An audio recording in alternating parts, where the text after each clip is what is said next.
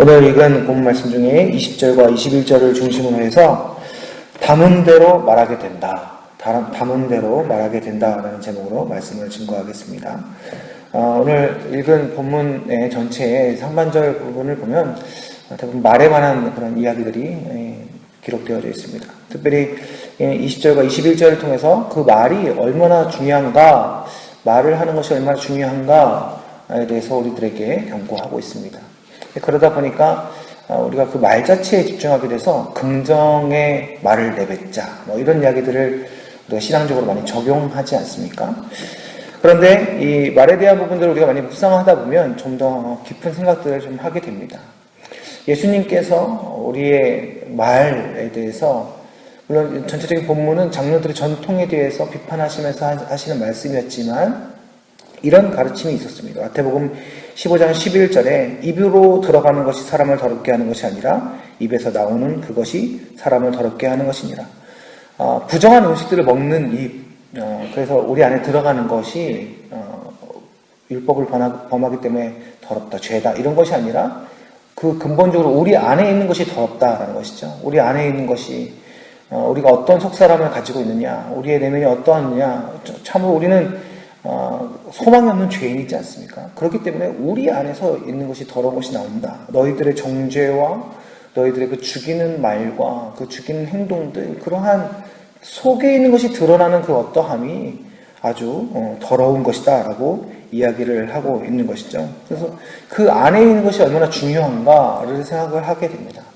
우리 안에 담겨져 있는 것, 그것이 표현되어지는, 그것이 이제 말이 될 수도 있고요, 어떤 행동이 될 수 있는 것이죠. 우리가 본문을 통해서 오늘 말을 집중적으로 살펴보지만 우리 안에 담겨져 있는 것이 어떤 것인가, 우리의 어떤 속사람이 말로 이게 표현되어지는 것인가를 잘 생각해 봐야 한다는 것입니다.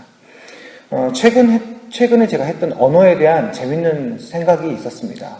참 말이라는 것은요, 여러 가지 것들을 전달을 하잖아요. 그렇죠? 그러면서 생각했던 언어의 그 묵상 중에 하나가 무엇이었냐면, 말이라는 것은 그 글자로, 언어로 표현되어지는 것에 완전 반대되는 의미를 전할 수가 있다라는 거예요. 그렇죠? 예를 들자면 이런 것입니다. 아이고 잘한다. 그러면 누가 이런 뉘앙스의 얘기를 들으면 저를 칭찬해 주셨군요, 고맙습니다, 이런 느낌은 아니잖아요. 그렇죠?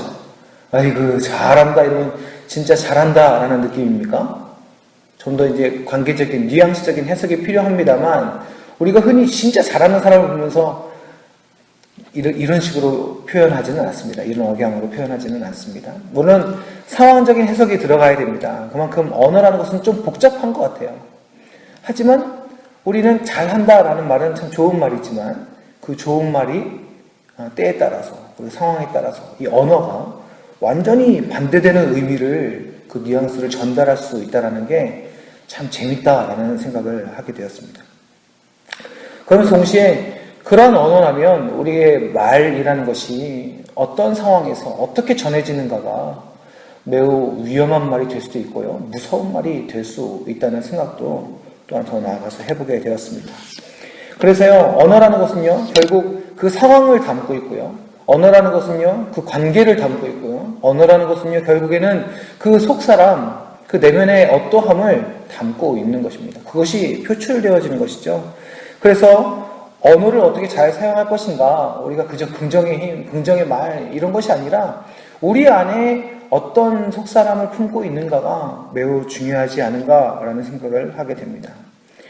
오늘 우리가 읽었던 말씀 중에 21절을 보니까 심지어는요, 이 언어가 죽고 사는 문제까지 관여하고 있다는 것입니다.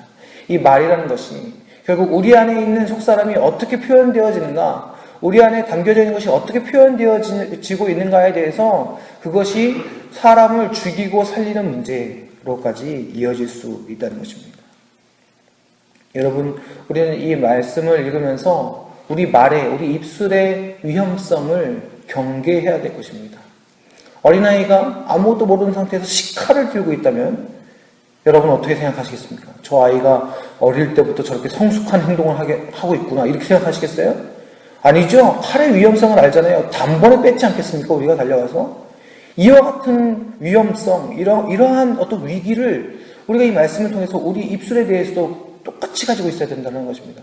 지금 말씀이 이야기하고 있잖아요. 우리 말이 죽고 사는 문제, 우리의 속사람이, 우리의 속에 있는 표현들이 사람이 죽고 사는 문제까지 관여될 수 있다라고 얘기하고 있잖아요. 칼같이 위험한 거 아닙니까? 그렇다면 우리가 이와 같은 마음으로, 이와 같은 경계함으로 우리 입술에 대해서 주의할 수 있어야 된다는 것입니다. 사람의 말 한마디, 그것이 생명과 관계되어 있음을 우리는 심각하게 생각하고 바라봐야 할 것입니다. 단순히 그저 어떤 윤리적인 도덕적인 행동의 강령으로 긍정의 힘, 좋은 말만 하자라는 정도가 아니라 우리가 좀 더 깊이 우리가 가지고 있는 이런 칼 같은 위험성을 경계하면서 우리가 주님의 말씀을 깊이 묵상해야 된다는 것입니다. 어제 수요 예배 때도 한번 봤던 말씀입니다만, 그래서 우리 안에 어떠한 것을 품어야 하는지 강력하게 말씀하고 계시지 않습니까? 빌립보서 2장 5절에 너희 안에 이 마음을 품으라 곧 그리스도 예수의 마음이니. 우리가 품고 있는 것, 담고 있는 그것이 우리의 입술로 표현되어지는 것입니다. 단순히 좋은 말, 긍정적인 말 이런 것이 아니고요. 복음을 전하는 은혜 속에서는요, 때로는 거친 말도 사람을 살리는 말이 될 수 있습니다. 그러니까 그 언어 자체의 문제가 아니라 무엇을 담고 있냐의 문제라니까요. 모든 어른들 앞에서 그렇게 잘 못합니다만 옛날에 부흥 강사들 중에서도 그런 분들이 계셨습니다. 또 어떤 최근에 청소년 사역자들의 스타일 중에는요, 말을 거칠게 하시는 분들이 계세요. 심지어는 때로는 욕도 합니다. 그거 자체를 놓고 보면 그것을 공론화시켜서 이슈화시키고 얘기를 하면요, 난리가 나죠. 어떻게 집회 때 설교 때 욕을 하는가, 이렇게 마치 신문기사 헤드라인처럼 딱 띄워놓고 보면요, 이거는 정말 말도 안 되는 노릇입니다. 하지만요, 그 복음을 전하는 그 상황 속에서, 그 아이들 속에서 심한 말은 아니지만 잠깐 좀 거친 말, 잠깐 욕 같은 비슷한 말, 그 아이들 속에서 할 때는요, 때로는 그게 복음을 전하는 그 아이들의 그 완전 양아치 같고 소망 없는 그 아이들의 마음에 그 복음의 물꼬를 트는 귀한 도구가 된다니까요. 욕을 놓고 보면 나쁜 것인가 좋은 것입니까? 나쁜 것이죠. 근데 그 사이에서 은혜를 담고 있고 복음을 담고 있는 그 사람이 이 낮아진 영혼들을 향하여 다가가면서 사용하는 좋은 도구가 되기도 합니다. 그러니까 말 자체의 좋고 선함의 문제가 아니라 지금 그 상황에서 복음이 어떻게 역사하는가, 말하는 자가 무엇을 담고 있는가, 이런 지혜, 이런 중심이 우리 가운데 있어야 한다는 것입니다. 사랑하는 여러분, 오늘도 우리는 살아가면서 무수한 말들을 하고 살아갈 것입니다.